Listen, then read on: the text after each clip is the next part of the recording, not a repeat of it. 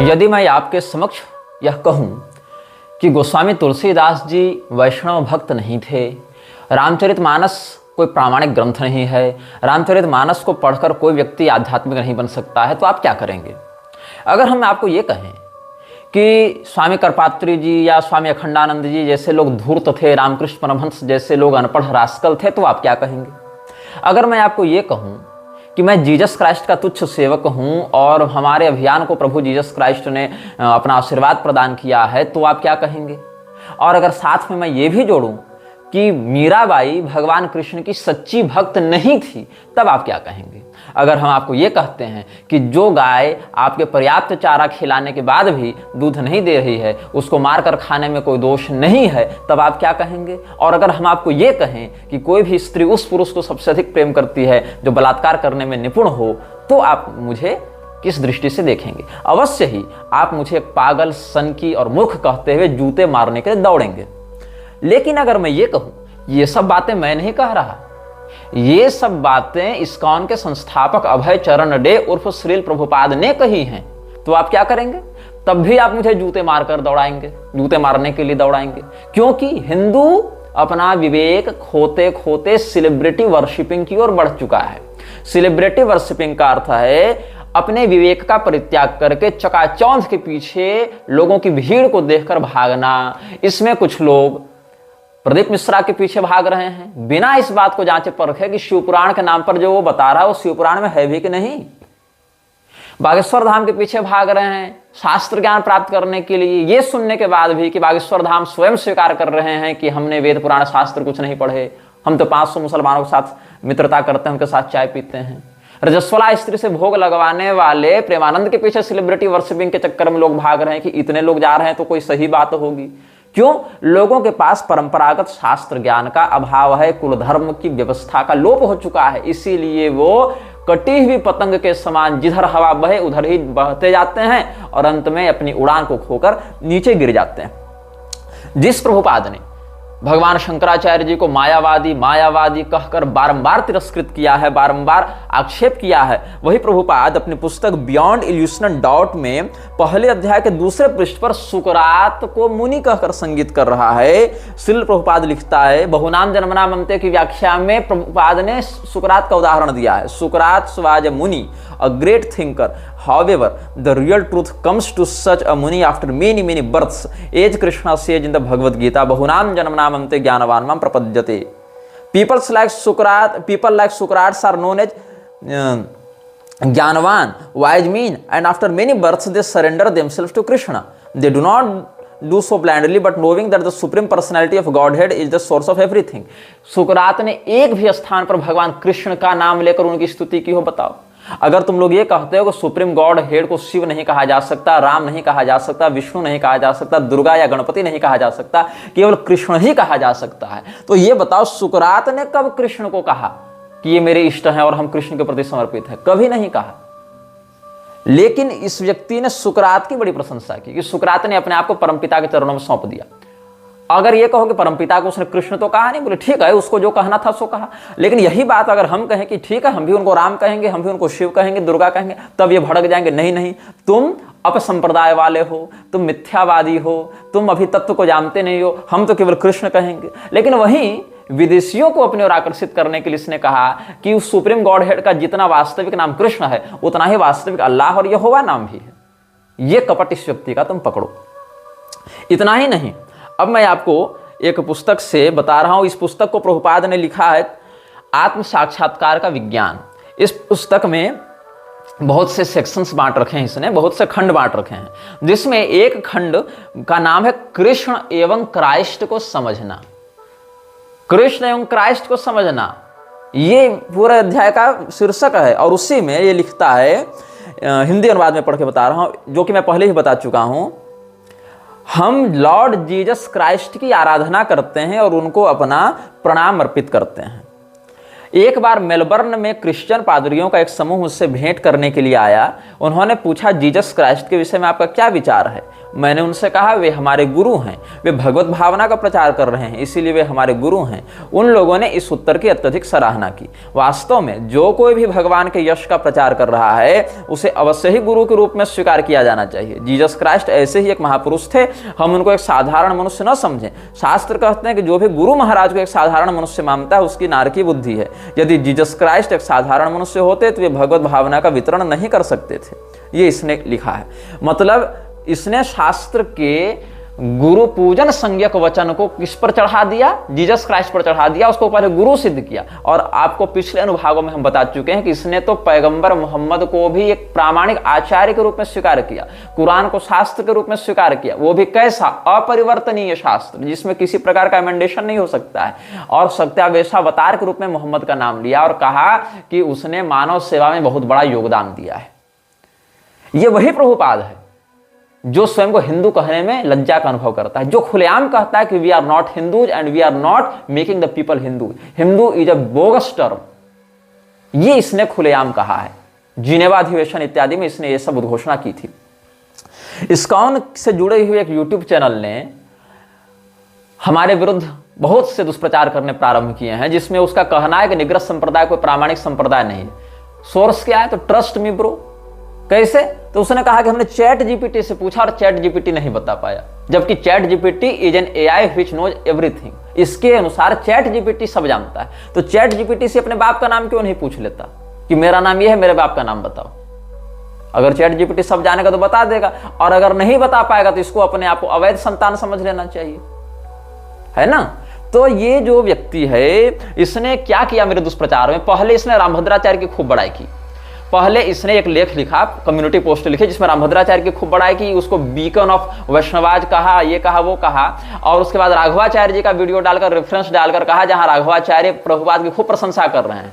और राघवाचार्य प्रभुपाद की प्रशंसा कर रहे हैं, इसके पीछे हम उनकी बहुत बड़ी अज्ञानता समझते हैं कि उनको प्रभुपाद के इन कुकर्मों के बारे में ही नहीं पता। धीरे धीरे जब हम लोगों ने विरोध किया, मंदसौर के मंच से ही हमने कड़ा प्रतिरोध किया था राघवाचार्य का, और उसके बाद से लेकर बहुत कुछ हमने प्रमाण दिए। तो अभी आह्वान चैनल पर उन्होंने शिवांश नारायण द्विवेदी को जो साक्षात्कार दिया है, जो आज संभवतः रिलीज हो जाएगा, उस साक्षात्कार में उन्होंने इस्कॉन के विषय में जो बातें कही हैं उसमें उनको शास्त्र विरुद्ध और अवैष्णव कहा है उन्होंने।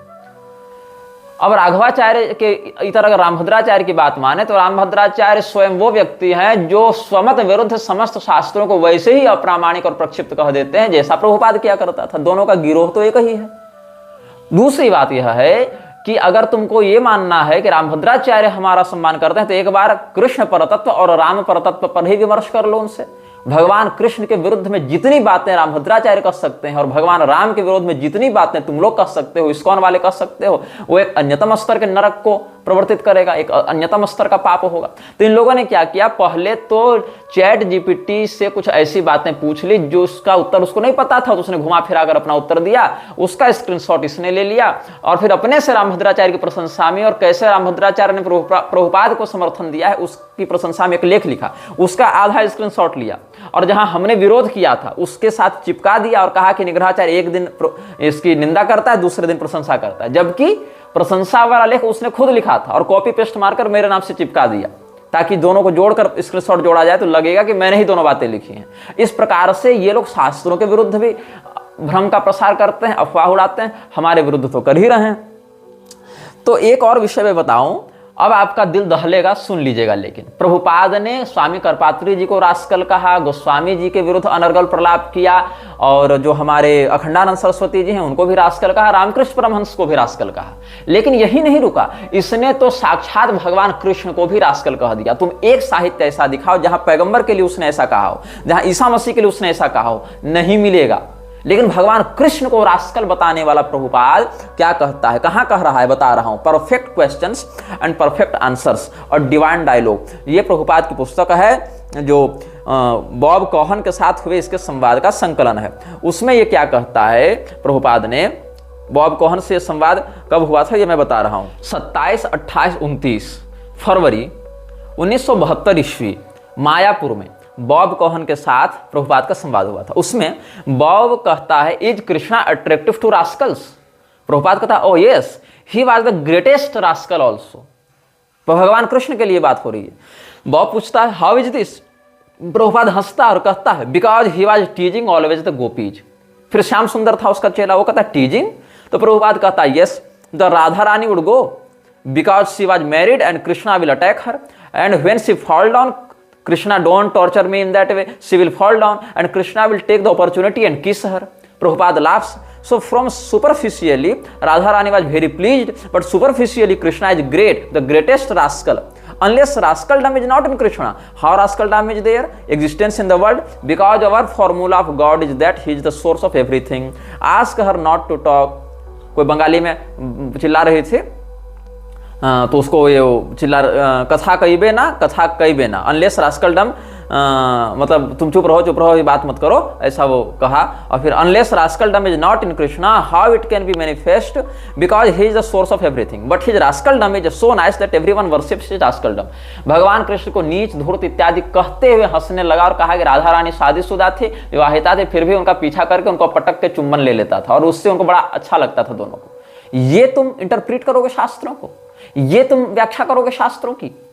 तुमको ये नहीं पता है कि भगवती राधिका का परम तत्व क्या है। भगवती राधिका का वास्तविक विवाह भगवान कृष्ण से ही हुआ है, दूसरे से नहीं।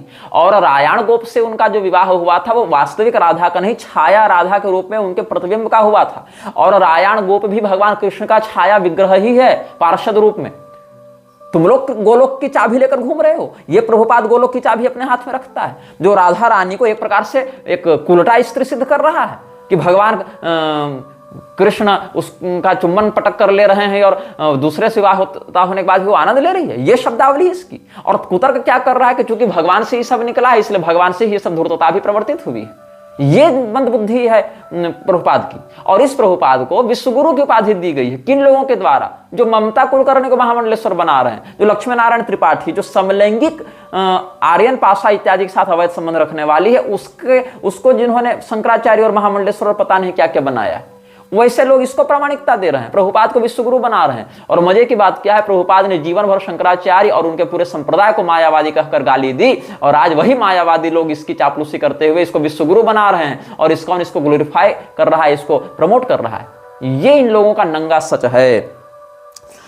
राघवाचार्य और रामभद्राचार्य का नाम ले रहा था। राघवाचार्य तो मुरारी के सामने भी दंडवत करते रहते हैं। राघवाचार्य सैद्धांतिक रूप से शास्त्राधीत व्यक्ति होने के बाद भी, शास्त्राध्येता होने के बाद भी एक दो प्रकरण छोड़ दें गायत्री परिवार और स्वामीनारायण इत्यादि के विषय को, तो कितनी बार मुखर होकर इन सबों का विरोध किए। वो विवादों में पड़ना ही नहीं चाहते।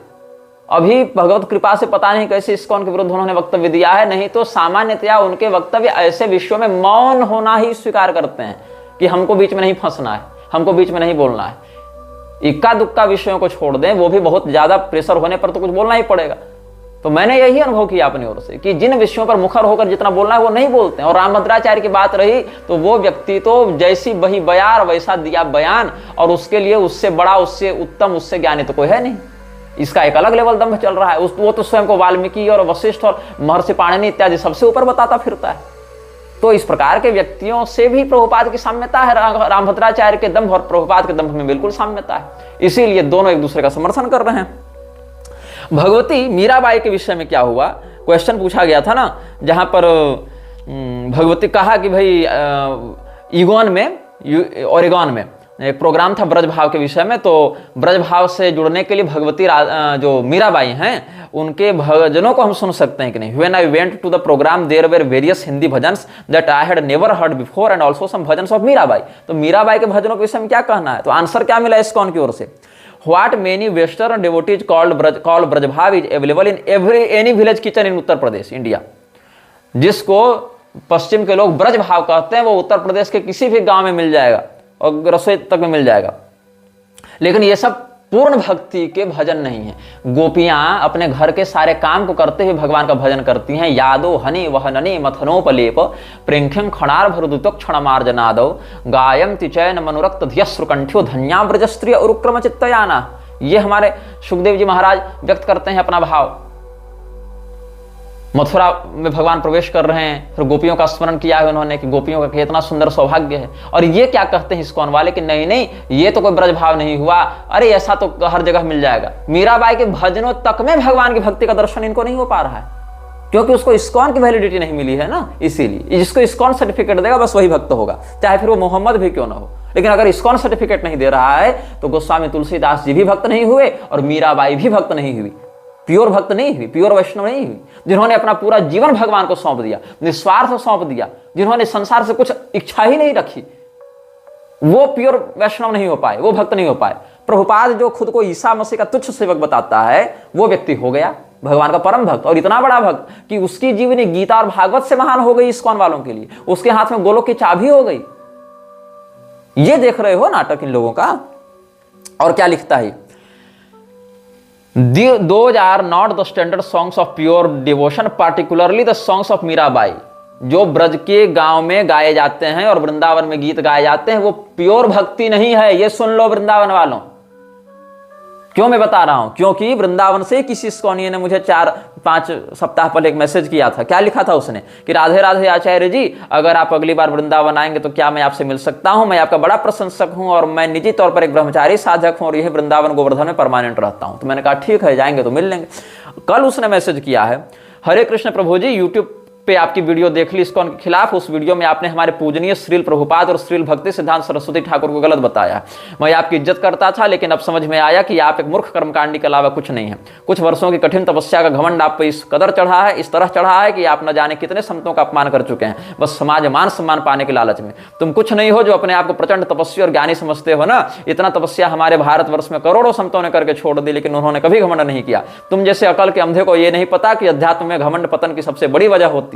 धिक्कार है तुम्हारे जैसे लोगों पर कि जो वेदों को पढ़ने के बाद भी इतना मूर्ख कैसे रह सकता है। मूर्ख इंसान, तुम्हें जीते जी नरक के भोग भोगने पड़ेंगे इस संसार में, यही तुम्हारे कर्मों का फल होगा, ऐसी मेरी इच्छा है। हमने उसको उत्तर दिया कि तुम्हारे पूजनीय प्रभुपाद ने स्वामी करपात्री जी को रास्कल कहा, यहां तक कि भगवान कृष्ण को भी रास्कल कहा, स्वयं को जीसस का तुच्छ सेवक बताया, कुरान को ईश्वरीय वाणी बताया, स्वयं को हिंदू मानने से ही मना किया और अपने अनुयायियों को प्राउड क्रिश्चियन बताया। अपने आप को हिंदू नहीं माना और अनुयायियों को भी नहीं मानने दिया, उनको क्रिश्चियन बता रहा है। तो और गोस्वामी तुलसीदास जी के रामचरितमानस को भी अप्रामाणिक कहा। प्रभुपाद ने तो गोमांस खाने का भी समर्थन एक स्थान पर किया है। ये सब हम सप्रमाण बता चुके हैं और आगे बताते रहेंगे। अभी तुम प्रभुपाद के कुकर्मों से अवगत नहीं हो और जिस स्तर की बुद्धि है 7 जन्म में होश नहीं होता। क्राइस्ट और कृष्ण को एक बताने वाले मूर्खजन और समझ भी क्या सकते हैं। शिवद्रोही प्रभुपाद पहले स्वयं किस नरक में सड़ रहा है, यही समझ लो।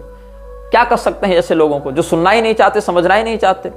और फिर क्या कह रहे हैं ये लोग, प्रभुपाद के बयान को हम तोड़ मरोड़ कर प्रस्तुत कर रहे हैं, जबकि प्रभुपाद क्या किया था, स्वयं प्रभुपाद दूसरे की पुस्तक को पढ़ने से मना किया था कि मेरा चेला केवल मेरे लिखे पुस्तक को पढ़ेगा, दूसरे पुस्तक को नहीं पढ़ेगा। यहां तक कि प्रभुपाद के गुरु ने जिस गौड़ीय मठ की स्थापना की थी, वहां से छपी पुस्तकों को भी पढ़ने से प्रभुपाद ने मना कर दिया था। क्यों? अगर मेरा चेला दूसरी जगह की पुस्तकों को पढ़ेगा तब तो बातों को जानेगा कि हम कहां गलत हैं, तब तो मेरे विरुद्ध खड़ा हो पाएगा।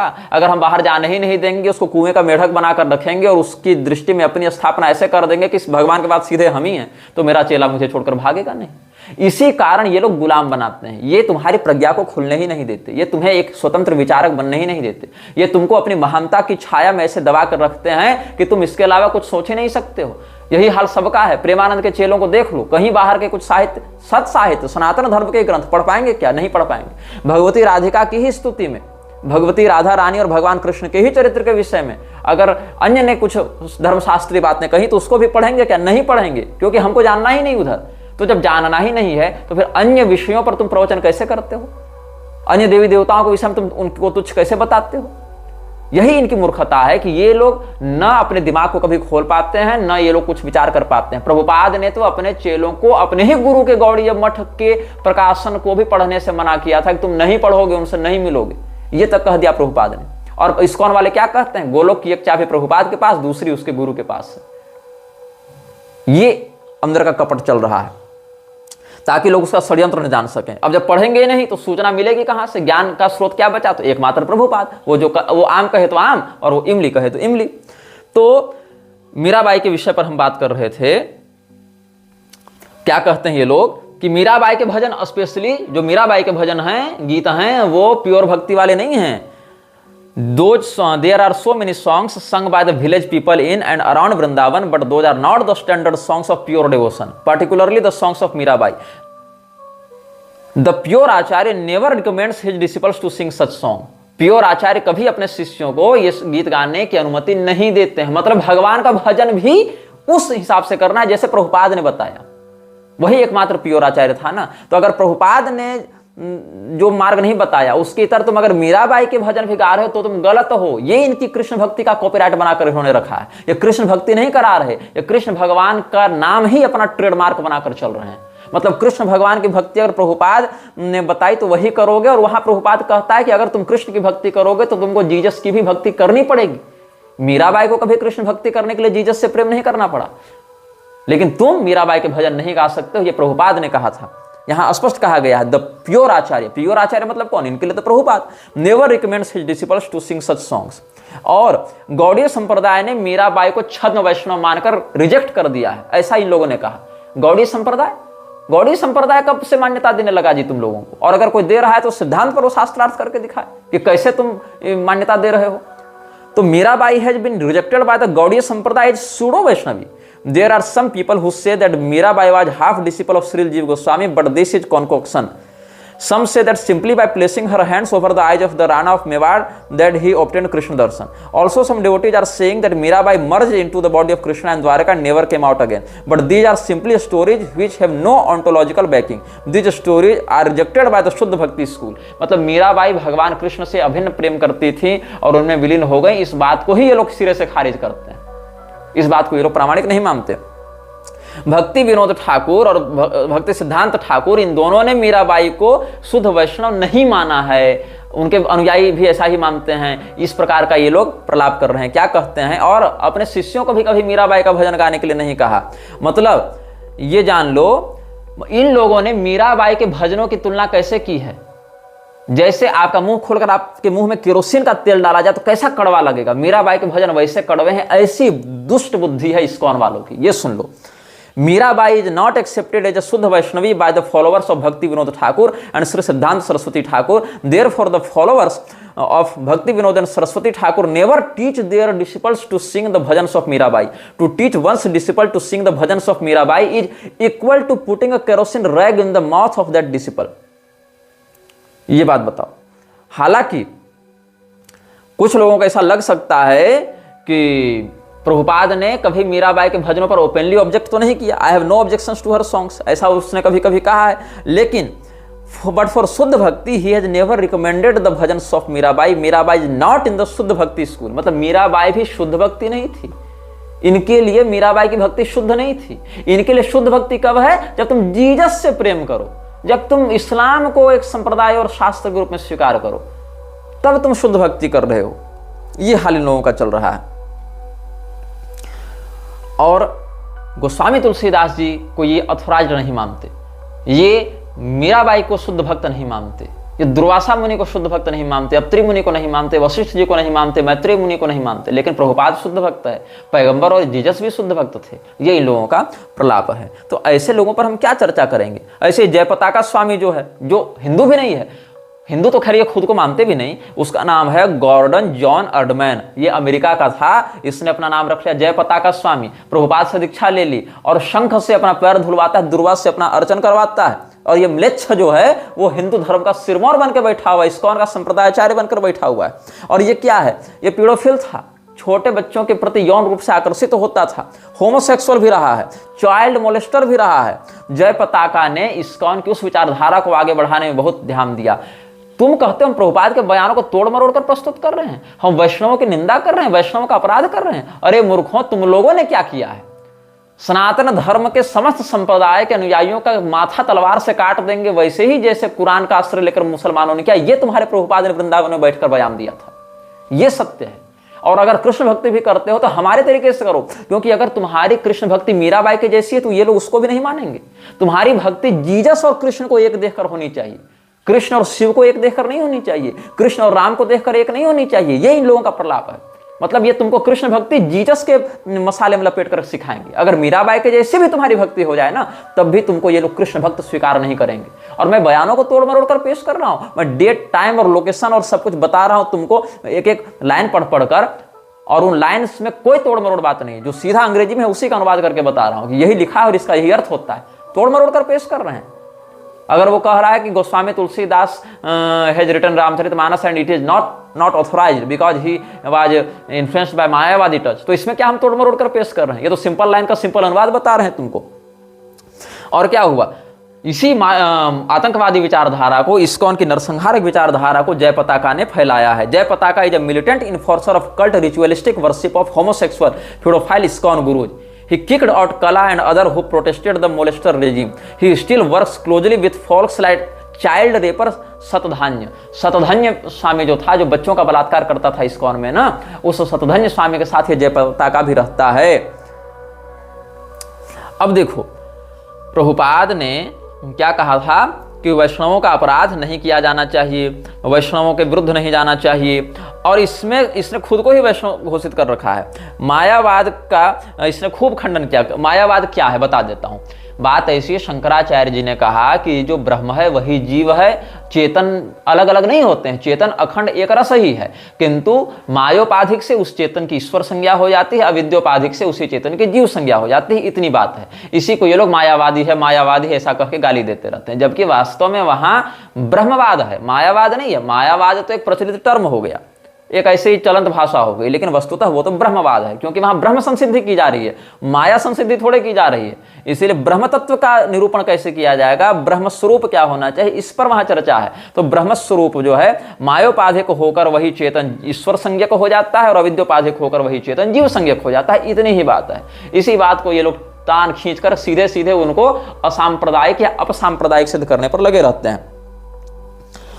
और क्या कह रहे हैं, the Mayavadi Vedantist follow the impersonal commentary of Shankaracharya, sharirak bhashya, but there are other commentaries on the Vedanta Sutra written by Vedantacharya such as Ramanujacharya, Madhvacharya, Vishnu Swami and Baladeva Vidyabhushan. Unfortunately the Mayavadi Vedantist do not care to read these Vaishnava Vedanta bhashyas, they simply read Shankar bhashya and call themselves वेदांतीज। मतलब शंकराचार्य जी के अनुयायी बाकी के सिद्धांत को नहीं पढ़ते, इसका आरोप ऐसा है। तो तुम तो दूसरे संप्रदाय का छोड़, अगर शंकराचार्य जी के अनुयायी दूसरे संप्रदाय के लोगों की पुस्तक नहीं पढ़ते तो चलो समझ में आ रहा है कि दूसरे के संप्रदाय का। तुम कैसे चेले हो जो अपने ही गुरु के मठ के पुस्तकों को पढ़ने से रोक रहे हो? वो तो दूसरे संप्रदाय का नहीं है ना, तुम्हारा ही गुरु भाई का है, तुम्हारे ही गुरु का है, उसको पढ़ने से भी तुम रोक रहे थे। तो तुम कितने उदारवादी हो, तुम कैसे पढ़ रहे हो? और इसने बहुत कुछ ऐसे लिखा है। अच्छा हाँ, वैष्णव के विषय में क्या कहता है ये, शक्ति संपन्न वैष्णव प्रत्येक व्यक्ति को सतर्क रहना चाहिए। अच्छा सुन लो यहां से, जब व्यक्ति वैष्णव के चरण कमलों पर अपराध करता है वह कोई आध्यात्मिक लाभ नहीं उठा सकता, ठीक है। अतएव प्रत्येक व्यक्ति को सतर्क रहना चाहिए कि वह शक्ति संपन्न वैष्णव या शुद्ध वैष्णव के प्रति ईर्ष्यालु न हो। इसी तरह शक्ति संपन्न वैष्णव पर किसी प्रकार की अनुशासनात्मक कार्रवाई का सोचना भी अपराध है। इसके बाद इसने क्या किया, स्वयं को शक्ति संपन्न वैष्णव घोषित कर दिया कि हम ही हैं शक्ति संपन्न वैष्णव, इसलिए तुम मेरे ऊपर कोई कानूनी कार्रवाई भी नहीं कर सकते हो, कोई अनुशासनात्मक दंडात्मक कार्रवाई नहीं कर सकते हो, नहीं तो तुमको पाप लगेगा। उसको उपदेश देना या उसकी त्रुटियों में सुधार करने का प्रयास करना अपराधपूर्ण है। क्या कहता, अगर हम कोई गलती भी कर रहे हैं तुम सुधार नहीं कर सकते, मुझे उपदेश नहीं दे सकते, क्योंकि हम शक्ति संपन्न वैष्णव हैं। ये इसने बाद में घोषित कर दिया, और इसके चेलों ने खूब प्रचारित किया कि अगर प्योर डेवोटी कोई है तो वो हमारा प्रभुपाद है, और इसको कोई व्यक्ति गलत नहीं ठहरा सकता, कोई इसकी त्रुटि नहीं निकाल सकता, कोई इसको उपदेश नहीं दे सकता। लेकिन गोस्वामी तुलसीदास जी की त्रुटि तुम कैसे निकाल रहे हो, मीराबाई की त्रुटि तुम कैसे निकाल रहे हो? तो इसने क्या कहा, वो लोग थोड़े प्योर वैष्णव थे, प्योर वैष्णव तो हम हैं, शक्ति संपन्न वैष्णव हम हैं, वो थोड़े शक्ति संपन्न वैष्णव थे। अच्छा, तो फिर जीसस क्राइस्ट की गलती क्यों नहीं, पैगंबर की गलती क्यों नहीं? तो क्या कहता, वो तो सत्यावेशा अवतार थे, वो तो विशुद्ध वैष्णव थे, जीसस क्राइस्ट तो विष्णु के अवतार हैं, ऐसा भी इसने कह दिया। तो कुल मिलाकर इसने स्वयं को हिंदू ही नहीं माना, तो ये वैष्णव किस बात का? इसको तिलक चाहिए हिंदुत्व का, इसको माला चाहिए हिंदुत्व की, इसको संप्रदाय चाहिए हिंदुओं के नाम का, लेकिन इसको खुद को हिंदू पहचान स्वीकार करने में दिक्कत होती है, और इसको फिर विश्व गुरु बनना है, इसको जीसस की तुच्छ सेवकाई करनी है, इसको पैगंबर को आचार्य और अथॉरिटी के रूप में स्वीकार करना है। लेकिन गोस्वामी जी इसके लिए ऑथोराइज्ड नहीं हैं, ये इसका कपट है। तो अब देखो, मैं बता रहा था कि कहां पर प्रभुपाद ने गोमांस खाने का समर्थन किया है। ये बहुत बड़ा बयान मैं बहुत जिम्मेदारी के साथ दे रहा हूँ, और तुम लोगों की आंखें कानें खुल जाएं तो भगवान की कृपा हो। कब ये हुआ है, कहाँ ये लिखा गया है? श्रीमद् भागवत की जो टीका लिखी है प्रभुपाद ने, वहाँ एक प्रसंग आता है। जैसा कि हमने आपको पुरंजनोपाख्यान से बताया था कि जहाँ पर कोई ऐसा विषय श्लोक में नहीं है, वहाँ भी अपनी मनमानी इसने घुसाई थी। जैसे पुरंजनी अपने पति से रूठी है, पुरंजन उसको मना रहा है, उसको मनाने के लिए बहुत सी उससे प्रेमपूर्ण बातें कहता है, या उससे विवाह करने के समय जो प्रेम प्रस्ताव रखा था वहाँ बहुत सी उससे मधुर बातें करता है। कौन? राजा पुरंजन। तो पुरंजनी उसके प्रति भी वैसा ही सुंदर सौहार्दपूर्ण व्यवहार करती है। इतना सा विषय है, इतना सा टॉपिक है, लेकिन इतने से विषय और टॉपिक को इसने कैसे विकृत किया? इसने कहा कि कोई भी स्त्री उस पुरुष से अधिक प्रेम करती है जो हमलावर हो, जो आक्रामक हो, और उसका आक्रामक कई बार बलात्कार के रूप में उसकी आक्रामकता परिणत हो जाए। तो कोई भी स्त्री ऐसे पुरुष से बड़े जल्दी आकर्षित होती है, प्रेम करती है, उसका बड़ा सम्मान होता है, विख्याति होती है उसकी, वो बड़ा विख्यात होता है स्त्रियों में। जो चाहे पति हो चाहे गैर पुरुष हो, पर पुरुष हो, अगर आक्रमण पूर्वक रेप कर रहा है तो वो महिलाओं में विशेष प्रसिद्ध होता है ये, और उसको महिलाएं पसंद करती हैं। ये प्रभुपाद ने लिखा है। अब प्रभुपाद ने राजा पृथु के प्रकरण में भी एक ऐसी ही गड़बड़ की है। क्या लिखता है ये व्यक्ति, इसकी बुद्धि पर तुम जाना, इसकी बुद्धि किस स्तर पर है ये तुम जानना। एक श्लोक है वहां पर जहां पर महाराज पृथु अपनी प्रजा को भूख प्यास से पीड़ित देखकर पृथ्वी पर अनुशासनात्मक व्यवहार करते हैं कि तुम क्यों अन्न उगाना बंद कर दी हो, हमारी प्रजाजन भूखे मर रही है, घास नहीं है, अन्न नहीं है, गायें भूखे मर रही हैं, प्रजाजन मर रहे हैं, तुम भरण पोषण के योग्य तत्व को दो। तो पृथ्वी ने मना कर दिया, गाय का रूप धारण करके भागने लगी। तब राजा पृथु ने उसको धमकाया और कहा, अमूषाम छुत्परीतानाम मार्तानाम परिदेवितम शमयिष्यामि मद्बाणिर्भिन्नायास्तव मेधसा। चौथे स्कंध के 17वें अध्याय के 25वें श्लोक में कहते हैं ऐसा भागवत महापुराण में कि अगर तुम अपनी इच्छा से भरण पोषण के योग्य सामग्रियां नहीं दोगी हम तुमको मार देंगे, और तुम्हारे मेद से हम इस प्रजा का संरक्षण भरण पोषण करेंगे। अब इस बात में गौ हत्या का समर्थन नहीं किया गया है, लेकिन प्रभुपाद ने क्या इसका अर्थ लिखा है, देख लो क्या कहती है। हम सरकार को यह मार्गदर्शन दे सकते हैं कि कैसे वो गौमांस खाने का प्रबंध कर सकती है। ये क्या लिखता है एग्जैक्टली वर्ड टू वर्ड मैं तुमको सुना रहा हूं पढ़कर, तुम कभी भी क्रॉस वेरीफाई कर सकते हो कि हम गलत बोल रहे हैं कि सही बोल रहे हैं। कहां पर मिलेगा ये बोल? भागवत महापुराण की जो टीका प्रभुपाद ने लिखी है, उसी टीका में जो चौथे स्कंध के 17वें अध्याय का 25वां श्लोक है, अमूषाम छुत्परीतानाम मार्तानाम परिदेवितम शमयिष्यामि मद्बाणिर्भिन्नायास्तव मेधसा। इस श्लोक की व्याख्या पढ़ लेना, मैं पढ़ के सुना रहा हूं, तुम क्रॉस वेरीफाई कर सकते हो। Here we find some indication of how the government can arrange for the eating of cow flesh. It is here indicated that in a rare circumstance where there is no supply of grains, the government may sanction the eating of meat. However, when there is sufficient food, the government should not allow the eating of cow's flesh just to satisfy the fastidious tongue. मतलब अगर अनाज उपलब्ध है तब गौमांस नहीं खाओ, लेकिन अगर अनाज उपलब्ध नहीं है तो सरकार गौमांस खाने को भी सैंक्शन कर सकती, लागू कर सकती है। ये प्रभुपाद कह रहा है। In other words, in rare circumstances when people are suffering for want of grains, meat eating or flesh eating can be allowed, but not otherwise. The maintenance of slaughterhouses for the satisfaction of the tongue and killing of animals unnecessarily should never be sanctioned by the government. मतलब अगर जरूरत नहीं है तो कसाई खाने इत्यादि मत खोलो, जरूरत नहीं है तो सरकार ये सब बंद कराए, लेकिन जरूरत है तो गाय भी काट कर खा सकते हो, ये कह रहा है। तो एक और देखने पर लगेगा कि नहीं, गाय तो खाने की बात वहां कही गई है जहां विकल्प ना बचे, तो ये तो आपद धर्म हो गया, तब क्या दिक्कत है? दिक्कत ये है, आगे वाली पंक्ति में देखो क्या कहता है ये। As described in a previous verse, cows and other elements should be given sufficient grass to eat. If despite a sufficient supply of grass, a cow does not supply milk, and if there is an acute shortage of food, the dried up cow may be utilized to feed the hungry masses of people. According to the law of necessity, first of all human society must try to produce food, grains and vegetables, but if they fail in this, they can indulge in flesh eating. क्या कहता है? अगर तुम किसी गाय को भरपूर चारा दे रहे हो फिर भी वो दूध नहीं दे रही है और तुम्हारे पास अनाज नहीं है, तो तुम उस गाय को मारकर खा सकते हो, ऐसा प्रभुपाद कह रहा है। हमने पिछले अनुभागों में एक एक गाय का, बैल का, बछड़े का नाम ले लेकर बताया था कि कैसे इस्कॉन वालों ने उसकी हत्या की थी, हत्यारे का भी नाम बताया था। क्यों नहीं होगी जब प्रभुपाद ही ऐसी बात कह रहा है तो? और ये परम भक्त है, मीराबाई वैष्णव भक्त नहीं हो पाई, गोस्वामी जी नहीं हो पाए, लेकिन प्रभुपाद हो गया परम भक्त। ये वर्णाधम, ये प्रभुपाद माथा पर चढ़ के विश्वगुरु बना हुआ है, ये इस सोच का व्यक्ति है। आगे क्या कह रहा है? लेकिन अभी चूंकि कोई दिक्कत नहीं अनाज की, इसीलिए ये सब गाय इत्यादि खाने की जरूरत नहीं है। सुनो, राजा पृषद्र ने भी एक यज्ञ किया था, गोमेध यज्ञ, और उस गोमेध यज्ञ के फलस्वरूप गाय काटने के कारण उनको 98 प्रकार के रोगों का जनक माना गया, महामारियां फैलने लगी थी। ये अग्निया कहा गया है गौ को, अवध्या कहा गया, भक्षणीया नहीं है गौ, रक्षणीया है गौ, गावो प्रतिष्ठा भूतानाम। और यहां पर भगवती पृथ्वी को धमकाया है भगवान ने, ये नहीं कहा कि हम गाय काट काट कर खिलाएंगे।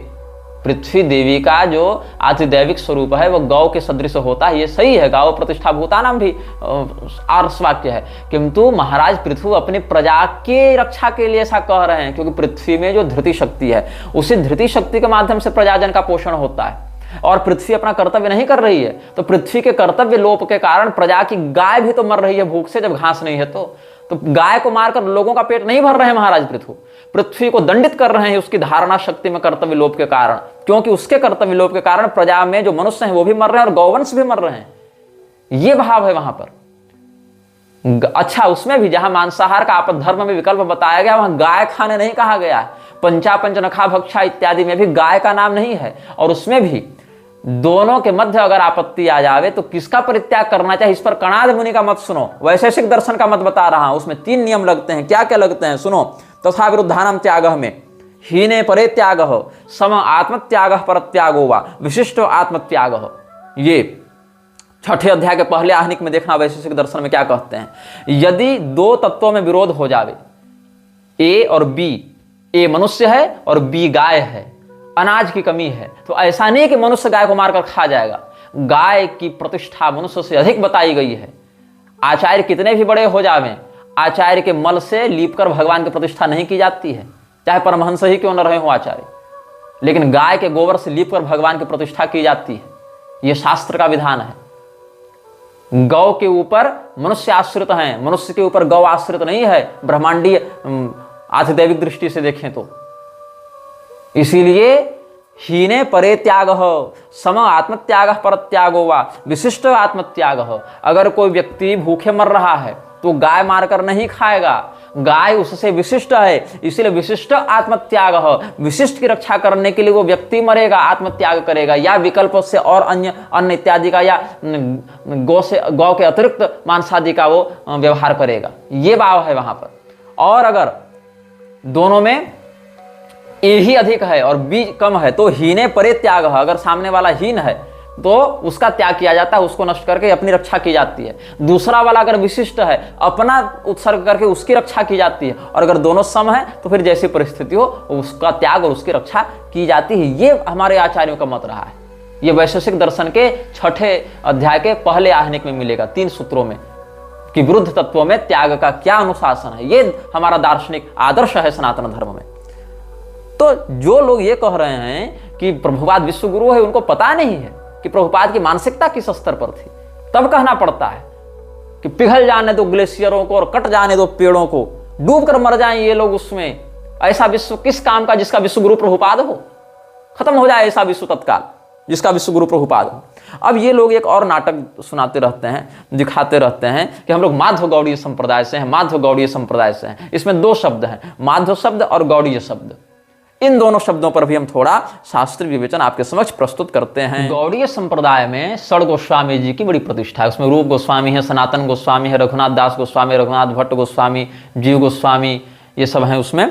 तो जीव गोस्वामी ने अपनी टीका में जहां भिन्न भिन्न मतों का उल्लेख किया है, उसमें माध्व मत का भी अपने से भिन्न रूप में उन्होंने उल्लेख किया है। मतलब जीव गोस्वामी स्वयं को माध्व संप्रदाय का अनुयायी नहीं मानते थे।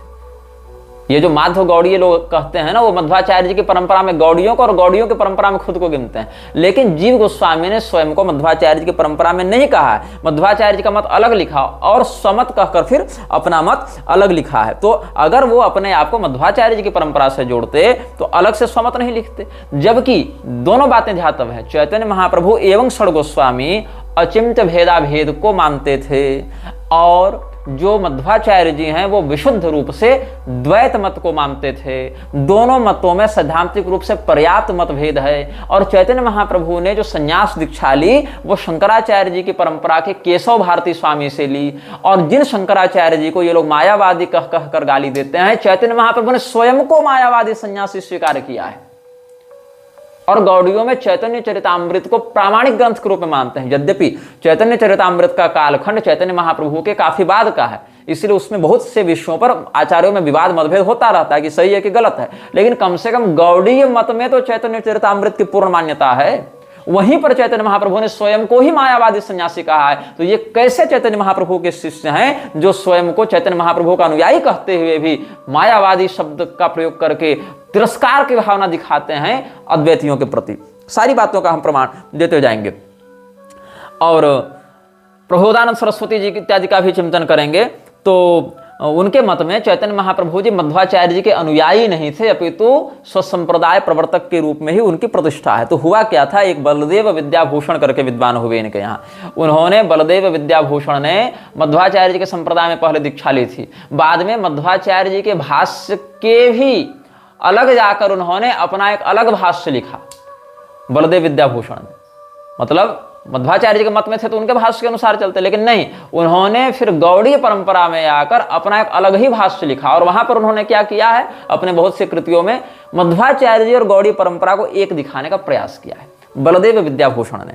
तो ब्रह्मसूत्र पर इनका भाष्य प्राप्त होता है। इतना ही नहीं, जो गोपाल भट्ट जी का जो ये ग्रंथ है हरिभक्ति विलास, तो हरिभक्ति विलास भी एक बहुत प्रौढ़ ग्रंथ है जिस पर वैष्णवों के, विशेष करके गौड़ीय वैष्णवों के बहुत से उत्सव, कृत्य, अनुशासन, ये सब बहुत से स्मृति, पुराण, श्रुति और पांचरात्र आगम इत्यादि से संग्रहित करके दिए गए हैं। उसमें भी हरिभक्ति विलास में भी जो बातें कही गई हैं, इस्कॉन के 80% कृत्य और सिद्धांत हरिभक्ति विलास के स्पष्ट विरुद्ध जाते हुए दिखाई पड़ते हैं। जिस व्यक्ति ने इस्कॉन की भी पुस्तकों को पढ़ा होगा और हरिभक्ति विलास भी पढ़ी होगी, वो इस भेद को बहुत सरलता से समझ जाएगा।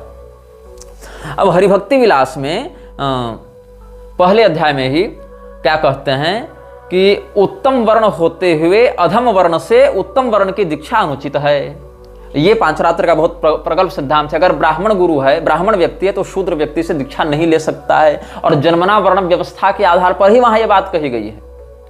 लेकिन इस्कॉन क्या करता है, प्रभुपाद स्वयं ब्राह्मणेतर था, शूद्र था, इसका गुरु भी, सब लोग उसी प्रकार से थे। तो इस्कॉन में क्या हो रहा है, शूद्र भी ब्राह्मणों को दीक्षा दे रहा है और म्लेच्छ भी दीक्षा दे रहा है।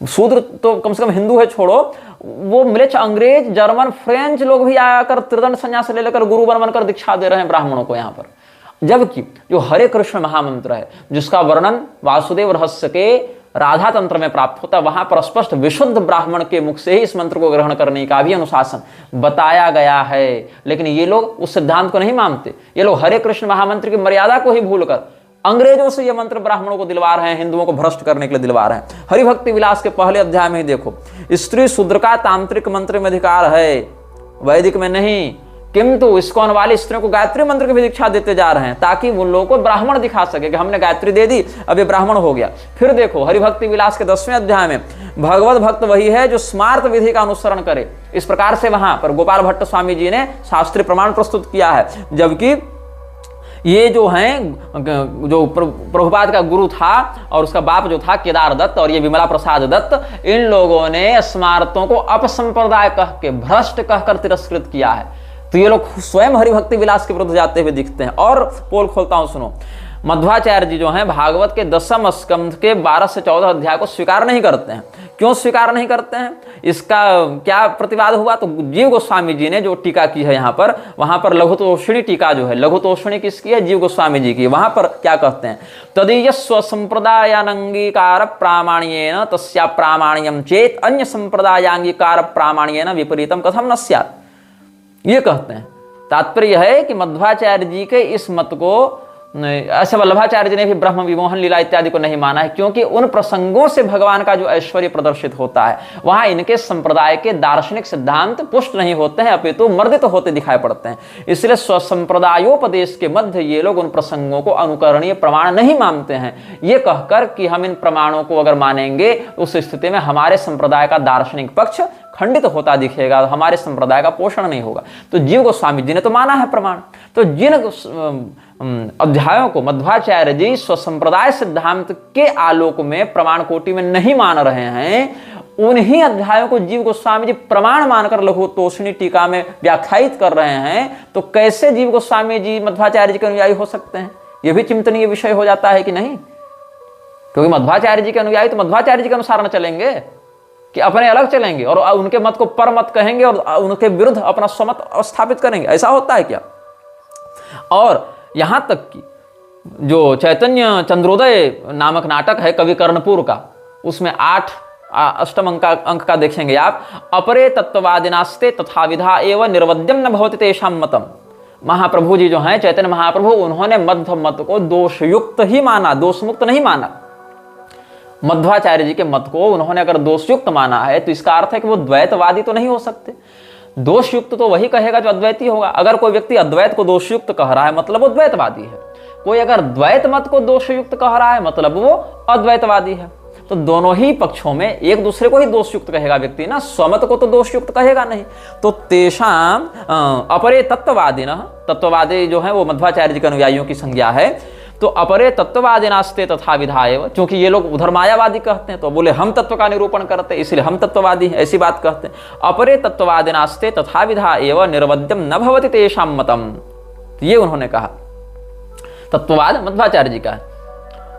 अब श्री सनातन गोस्वामी जी ने भागवत की जो बृहद वैष्णव तोषणी लिखी, ये तो लघु तोषणी थी, और सनातन गोस्वामी जी की बृहद वैष्णव तोषणी, उसमें भी मध्वाचार्य जी के सिद्धांत का समर्थन नहीं किया है। किसने? सनातन गोस्वामी जी ने। उन्होंने श्रीधर स्वामी का वहां पर समर्थन किया है। क्या कहते हैं? एतच्चाध्याय त्रयम केचित् तत्ववादिनो वैष्णवा मुक्तेरेव परम पुरुषार्थता मन्यमाना ऋजुबुद्धयोत्रासुर मुक्ति गोपिस्तन्यपानादि कंचा सहमानाः पूतना सद्गति प्रतिपादक पूतना लोक बालघ्ने इत्यादि श्लोक षट्कमिव य एतत् पूतना मोक्षम इव इति श्लोकमिव च विगीतमित्याहुः तच्च असंगतम। किसका मत असंगतम? केचित् तत्ववादिनो वैष्णवा मुक्ते एव परम पुरुषार्थता मन्यमानाः, वैसे जो मुक्ति को ही परम पुरुषार्थ मानते हैं ऐसे तत्ववादी वैष्णव।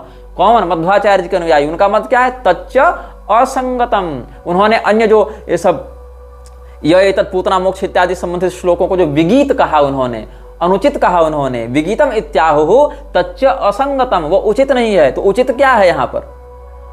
बहुपुस्तकै सुदृश्यमानत्वात् तथा प्राक्तनैराधुनिकैश्च सत्साम्प्रदायिकैः श्रीधर स्वामी पाद प्रभृतिभिर्महद्भिराहतत्वात् तथा श्री वृंदावने अघासुरवध साल्द्वल जेमन ब्रह्मस्तुत्यादि स्थान प्रसिद्धेश्च किं च पद्मपुराणादो तदाख्यानं व्यक्तं वर्तत एव तथा वैष्णव प्रवरगण सिद्धान्तेनापि न विरुद्धत एव भक्तिनिष्ठानां मुक्तेरनुपादेयत्वात्। कि हम मानेंगे प्रमाण के अघासुर का वध हुआ, शाद्वल जेमन हुआ, वो भक्षण जो भगवान कर रहे थे बाल बाल मंडली के साथ, ब्रह्म विमोहन लीला इत्यादि हुई, क्योंकि वृंदावन में वो स्थान दिखाए भी पड़ते हैं। और सत सांप्रदायिक श्रीधर स्वामी जी इत्यादि के द्वारा उन श्लोकों को प्रामाणिक मानकर ही व्याख्या की गई है। और अन्य पद्म पुराण आदि के भी प्रसंगों से उन बातों की साधुता संगति हो जाती है। ये कौन कह रहे हैं? सनातन गोस्वामी जी कह रहे हैं, जो षड गोस्वामियों में से एक हैं। तो अगर वो मध्वाचार्य जी के अनुयायी होते तो क्या मध्वाचार्य जी के मत को असंगत कहते हुए श्रीधर स्वामी को सत सांप्रदायिक कहते हुए उनके मत के अनुसार व्याख्या करते? क्या ऐसा होता? लेकिन इनको पढ़ना नहीं है, इनको अपने ही आचार्यों की पुस्तकें नहीं पढ़नी है। अरे प्रभुपाद ने अपनी एक पीढ़ी ऊपर की पुस्तक पढ़ने से मना कर दिया, तो ये कहां गोस्वामियों को पढ़ने में लगेंगे? और देखो आगे, इस पर श्रीधर स्वामी जी के विषय में बलदेव विद्याभूषण इत्यादि ने एक आपत्ति की, एक कटाक्ष किया है। क्या कहते हैं? तथापि क्वचित क्वचिन मायावाद उल्लेखस्तदवादिनो भगवत भक्तो प्रवेशयितुं वडिशामिषार्पण न्याय नैवेति विदितमिति। कहते हैं कि जैसे मछली को बंसी में मांस का टुकड़ा लगाकर फंसाया जाता है, वैसे श्रीधर स्वामी जी ने यहाँ पर ये सब बातें मायावादी लोगों को भगवत कथा की ओर, भगवत भक्ति की ओर आकृष्ट करने के उद्देश्य से लिखी। लेकिन ऐसी बात हम साधु नहीं मानते, क्योंकि चैतन्य महाप्रभु ने स्वयं को मायावादी के रूप में वर्णित किया है। कहाँ किया है बता रहा हूं, चैतन्य चरितामृत देखो, मध्य लीला में 8 का 45वां। क्या कहते हैं चैतन्य महाप्रभु जी?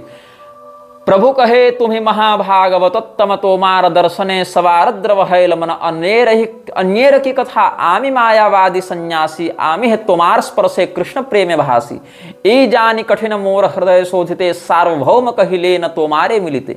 रामानंद राय से जब भेंट हुई है महाप्रभु जी की, तो क्या कहते हैं? श्री रामानंद राय की स्तुति को सुनकर श्री चैतन्य महाप्रभु ने कहा, आप उत्तम महाभागवत हैं, आपके दर्शन से ही सबका हृदय द्रवीभूत हो रहा है, दूसरों की तो बात ही क्या, एक मायावादी सन्यासी होने पर भी मैं आपके स्पर्श से कृष्ण प्रेम में निमग्न हो रहा हूं। आपकी महिमा को जानने के कारण ही सार्वभौम भट्टाचार्य ने मेरे कठोर हृदय को शोधन करने के लिए मुझे आपसे मिलने के लिए कहा था। यह किसने कहा? महाप्रभु जी ने कहा, अन्येर की कथा, दूसरे की क्या बात करूं, आमी मायावादी सन्यासी, आमी तुम्हारा स्पर्शे कृष्ण प्रेम भासी। ये कौन कह रहे हैं? श्री चैतन्य चरितामृत में वर्णन है, ये महाप्रभु जी कह रहे हैं। और बता रहा हूं, और महाप्रभु जी यहां पर स्वयं को मध्वाचार्य जी का अनुयायी नहीं बता रहे हैं, वो बता रहे हैं, हालांकि ये बात बता दो, वल्लभाचार्य जी के मत में, क्योंकि वल्लभाचार्य जी भी ये सब ब्रह्म विमोहन लीला ये सब नहीं मानते ना, तो वल्लभाचार्य जी के संप्रदाय में एक शुद्धाद्वैत कामधेनु पुस्तक है। शुद्धाद्वैत कामधेनु में चैतन्य महाप्रभु को मध्वाचार्य जी के अनुयायी के रूप में लिखा गया है, लेकिन इस प्रकरण को देखने से यह वैभिन्न स्पष्ट होता है। शुद्धाद्वैत कामधेनु बहुत अर्वाचीन ग्रंथ है, 1-2 पीढ़ी पहले का ये, लेकिन उन्हीं के किसी संप्रदायाचार्य ने लिखा है, लेकिन ये एक हमने बात आपको संदर्भित रूप से यहाँ पर बता दी। ये सब जो पुंडरीक गोस्वामी ये सब बने घूमते हैं ना वृंदावन में, सारे विदेशगामी और बड़े बड़े सेलिब्रिटी बाबा जो है, पुंडरीक गोस्वामी इत्यादि, ये सब माधव गौड़े स्वराचार्य ये सब अपने आप को लिखते हैं, ये सबों को खूब गाली दी है इस्कॉन वालों ने। ये सब इस्कॉन वालों के भी सगे नहीं, इस्कॉन वाले इनके सगे नहीं है। ये जो था ना केदार दत्त और विमला प्रसाद दत्त, ये सब क्या कहते हैं, जात गोसाई कहते थे इन लोगों को। जात गोसाई मतलब ये लोग क्या कहते थे, जात गोसाई माने जन्म से जो ब्राह्मण कुल का है, और जो लोग दीक्षा देते हैं गौड़ियों में, उनको भी इन लोगों ने, अभयचरण ये सब ने, और गाली दी है जात गोसाई कह कर कि ये लोग जो है सो विशुद्ध वाले नहीं हैं, असली वाले हम लोग हैं, ये सब तो जाति के दंभ में पड़े हुए हैं, ऐसा कहना है इन लोगों को। और जो चैतन्य महाप्रभु के विषय में बता रहे थे, एक और विषय आप देखिए चैतन्य चरितामृत के मध्य लीला से ही देखिए, जहां पर मध्वाचार्य जी के अनुयायियों से इनका शास्त्रार्थ हुआ है। जब मध्वाचार्य जी के अनुयायियों से चैतन्य महाप्रभु जी का शास्त्रार्थ हुआ है, तब क्या वैष्णव समझकर उन्होंने स्वागत किया था चैतन्य महाप्रभु का। तो चैतन्य महाप्रभु जान गए कि वैष्णव का रूप मेरा है, ये भी वैष्णव है, तो इसीलिए वैष्णवता का दंभ करने के कारण ये लोग हमारा सम्मान कर रहे हैं। तो क्या कहते हैं, वैष्णवता सवार अंतरे गर्भजानी ईसत हास्या किछु कहे गौरमणि, ता सवार अंतरे गर्भजानी गौरचंद्र, ता सवा संगे गोष्ठी करिला आरंभ, तत्ववादी आचार्य सब शास्त्रेर प्रवीण, तारे प्रश्न कैल प्रभु हया ये न दीन। तो तत्ववादियों के जो उस समय आचार्य थे, मध्वाचार्य जी के संप्रदाय के जो प्रधान थे, वो शास्त्रों में बड़े निष्णात थे। तो महाप्रभु ने बड़े विनीत भाव से उनसे प्रश्न किया कि आप ही हमको बताइए, हमको क्या करना चाहिए। साध्य साधन आमिना जानी भालमते, साध्य साधन श्रेष्ठ जाना आमाते, कि मैं जीवन का लक्ष्य नहीं जानता, उससे प्राप्त करने की विधि नहीं जानता, तो आप ही बताइए कि मानवता का सर्वश्रेष्ठ आदर्श क्या है और कैसे प्राप्त किया जाए। तो आचार्य बोले, आचार्य कहे वर्णाश्रम धर्म कृष्ण समर्पण, यही है कृष्ण भक्ति श्रेष्ठ साधन। स्पष्ट होगा, चारों वर्ण और आश्रमों के कार्य को संपादित करते हुए भगवान का भजन करो, तत्कुरु समर्पण वाला भाव रखो। जब पंचविध मुक्ति पाए या वैकुंठ गमन, साध श्रेष्ठ है यही शास्त्र निरूपण। जो 5 प्रकार की मुक्ति है ना, सालों के सार्थी, सायुज्य, सामीप्य और कैवल्य, ये 5 प्रकार की मुक्ति उसको प्राप्त होती है। प्रभु कहे शास्त्रे कहे श्रवण कीर्तन कृष्ण प्रेम सेवा फलेर परम साधन। तो चैतन्य महाप्रभु ने कहा कि शास्त्रों के अनुसार कृष्ण जी की प्रेमा भक्ति प्राप्त करने का सर्वश्रेष्ठ साधन तो श्रवण और कीर्तन है। श्रवणम कीर्तनम विष्णु स्मरणम पाद सेवनम अर्चनम वंदनम दास्यम सक्षमात्म निवेदनम इति पुंसार्पिता विष्णु भक्तिश्चन्नवलक्षणा क्रियते भगवत्यद्धा तन्मन्ये धीतमुत्तमम। ये सब प्रहलाद जी ने वर्णन किया है नवधा भक्ति के प्रकरण में। तो श्रवण कीर्तन है ते कृष्ण है प्रेमा, से पंचम पुरुषार्थे सीमा। भाई मोक्ष से भी बढ़कर तो हम भक्ति को मानते हैं, भगवान का नित्य भजन प्राप्त होता हो, उनका कीर्तन प्राप्त होता हो, ये सब। एवं व्रतः स्वप्रिय नाम कीर्त्या जातानुरागा द्रुतचित्त उच्चै हसत्यथो रोदति रौति गायन्युन्माद वन नृत्यति लोकबाह्यः। ये सब भागवत महापुराण की बातें हैं, अलग अलग ग्रंथों में बातें कही गई हैं। वाग्गदगता द्रुते ये सचित्तम, ये सब बातें हैं। कर्म निंदा कर्म त्याग सर्वशास्त्रे कहे, कर्म है ते प्रेम भक्ति कृष्ण कबू नहे। तो यहाँ पर भगवान के प्रति निष्कर्म संसिद्धि वाली भक्ति की बात चैतन्य महाप्रभु जी कह रहे हैं। तावत कर्माणि कुर्वीत न निविद्येत यावता सत्कथा श्रवणादो व श्रद्धा यावन न जायते। इस प्रकार के भाव का अभिवर्धन करते हुए भगवान का कहा गया है यहाँ पर तत्व।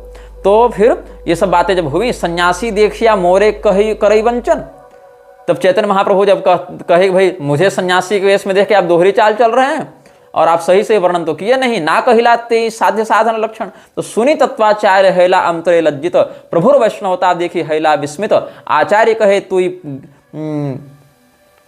यही कह से सत्य है सर्वशास्त्र वैष्णवेर ए सुनिश्चय, तथापि मध्वाचार्य ये करिया छे निर्बंध, से आचर्य सबे संप्रदाय संबंध। प्रभु कहे कर्मी ज्ञानी दुई भक्तिहीन, तुम्हारा संप्रदाय देखी सही दुई चिन्ह। तो ये जो तत्वाचार्य थे, मध्वाचार्य जी के अनुयायी थे, वो लज्जित हुए और चैतन्य महाप्रभु के वैष्णवता को देखकर विस्मित हुए और कहा कि आप जो कह रहे हैं वही वास्तविक वैष्णव शास्त्रों का निर्णय है, लेकिन हमारे संप्रदाय में मध्वाचार्य जी ने ऐसा ही निरूपण किया है जैसा हमने कहा, इसलिए हम संप्रदाय के अनुयायी होने से उनकी बात का पालन करते हैं। तब चैतन्य महाप्रभु ने कहा कि सकाम कर्म में जो व्यक्ति लगा हुआ है और भक्ति विरहित ज्ञान जिसमें व्याप्त हो गई है, ये दोनों व्यक्ति भक्त नहीं माने जाते, अभक्त माने जाते हैं। मतलब केवल कर्म में फंसे रहो या केवल ज्ञान में फंसे रहो और भक्ति विरहित हो तो अभक्त ही माने जाओगे, और ये एक दोष है और यही दोष आप में व्याप्त होते जा रहा है, ये चैतन्य महाप्रभु ने कहा। तो हम ये कहना चाह रहे हैं बस कि यहाँ पर हम मध्वाचार्य जी के संप्रदाय को अपसंप्रदाय नहीं कह रहे हैं, हम मध्वाचार्य जी के संप्रदाय को भी मान्य वैष्णव संप्रदाय के अंतर्गत ही सम्मान्य मानते हैं। हम बस ये कह रहे हैं कि जो चैतन्य महाप्रभु और मध्वाचार्य जी का नाम लगाकर ये लोग पूरा बाजार खड़ा किए हैं, वो चैतन्य महाप्रभु एक और स्वयं को मायावादी सन्यासी चैतन्य चरितामृत में ही कहते हैं, और दूसरी ओर वही मध्वाचार्य जी के अनुयायियों से शास्त्रार्थ भी करते हैं। ऊपर से षड गोस्वामियों ने भी मध्वाचार्य जी के मत के या उनके अनुयायियों की बातों के विरुद्ध में लेखन किया है। तो जिन जिन बातों का ये लोग प्रचार प्रसार करने के लिए आश्रय लेते हैं वहीं से इनका विरोध है, और उतना ऊपर जाने की जरूरत नहीं है। इनका अपने गुरु के गौड़ीय मठ से विरोध चल रहा है। तो इस प्रकार से हमने आपको बहुत कुछ प्रमाण दिया है कि कैसे ये पूरा का पूरा गिरोह सिंडिकेट चैतन्य महाप्रभु के नाम से, हरे कृष्ण महामंत्र के नाम से, मध्वाचार्य जी के नाम से, वैष्णवता के नाम से लोगों को हिंदू ही नहीं रहने देना चाहता, उसको इस्कॉनिया बनाकर जीसस और मोहम्मद से जोड़ना चाहता है। बलात्कार का समर्थन करने वाला प्रभुपाद, गोमांस भक्षण का समर्थन करने वाला प्रभुपाद, कुरान और तलवार की तर्ज पर विश्व में नरसंहार का समर्थन करने वाला प्रभुपाद, स्वयं को परम भक्त बताने वाला, इस्लाम के प्रवर्तक और ईसाइयत के प्रवर्तक को परम भक्त बताने वाला प्रभुपाद, लेकिन गोस्वामी जी को, करपात्री स्वामी जी को, मीराबाई जी को अभक्त बताने वाला, रामकृष्ण परमहंस को रास्कल कहने वाला, भगवान कृष्ण को रास्कल कहने वाला प्रभुपाद, ये कैसे भक्त हो गया, ये कैसे वैष्णव होगा, ये खुद नरक से नहीं निकल पाएगा, ये तुमको क्या गोलोक देगा। तो आंखें खोलो, बाहर निकलो। और बात ऐसी है कि जो लोग कहेंगे चौराग्रगण्यम पुरुषम प्रपद्य, ये सब भी तो बातें हैं। वहां चौराग्रगण्यम पुरुषम प्रपद्य कहने के साथ साथ वो लोग ईसा मसीह और पैगंबर की प्रशंसा नहीं कर रहे थे, अन्य वैष्णवों की निंदा नहीं कर रहे थे। गोस्वामी जी को वैष्णव ही नहीं मानेंगे ये लोग, तो वैष्णव निंदा इनको कहां से लगेगी। मीराबाई को वैष्णव ही नहीं मानेंगे तो वैष्णव निंदा कहां लगेगी।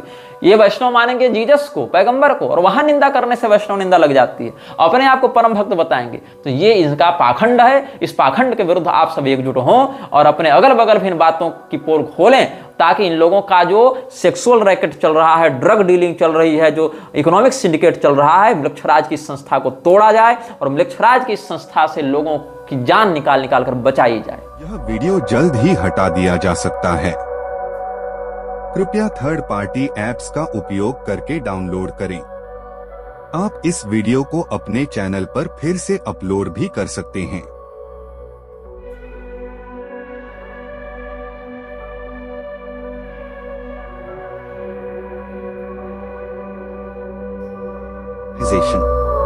This video may get deleted soon. Please download using third-party apps. You may also re-upload this video on your channels. Thank you.